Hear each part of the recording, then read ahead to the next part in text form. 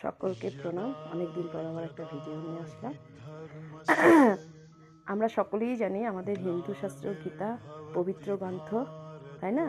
সর্ব উপনিষদের সার গীতা।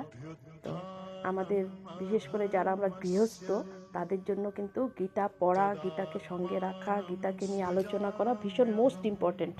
কারণ গীতায় জীবন দর্শন আছে। আমরা প্রত্যেকের জীবনটা কিভাবে পরিচালনা করবে, কিভাবে চালাবো, গীতা হচ্ছে সেই জিস্ট।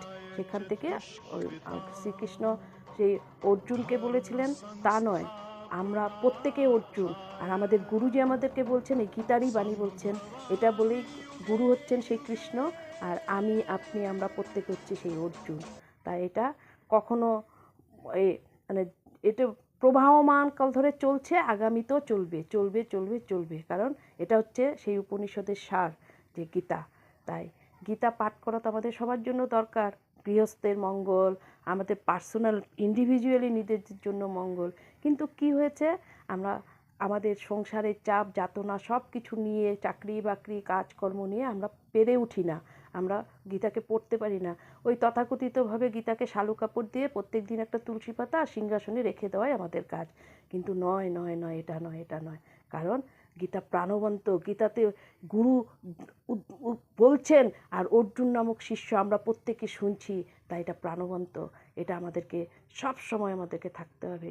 তাই আমরা প্রতিদিন যারা গীতা পড়তে না পারছি, গীতার একটা শ্লোক হলো বলছে পড়া দরকার, পড়তে পারছি না, তাতে কোনো ভয় নেই, কোনো অসুবিধা নেই।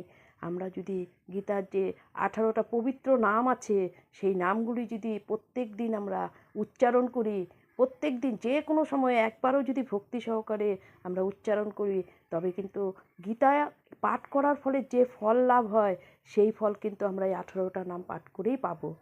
তাই আজকে আমি একটু চেষ্টা করছি 18টা নাম আপনাদের সামনে বলার। তাই কারণ কেননা আমরা প্রত্যেকেই এত ব্যস্ত, বই খুলে 18টা নাম করব, মুখস্থ করব। তো এই ভিডিওটার থেকে আপনারা যদি 1 দিন 2 দিন 3 দিন শুনে যদি মুখস্থ হয়ে যায়, অটোমেটিকলি প্রত্যেক দিন দেখবেন অটোমেটিক সময় মতো আপনার ভেতর থেকে বেরিয়ে আসবে।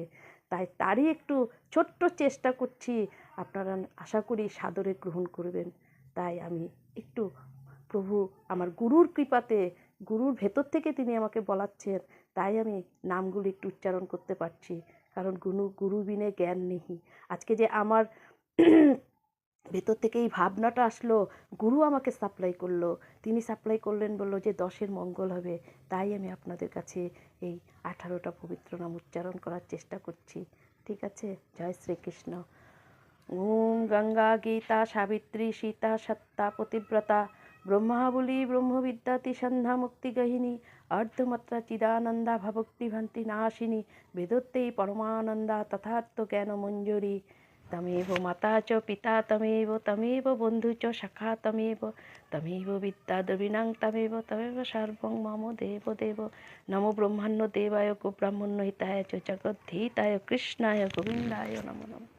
হরে নমঃ হরে নমঃ হরে নমঃ। ওম কৃষ্ণার্পণমস্তু। জয় ভগবান।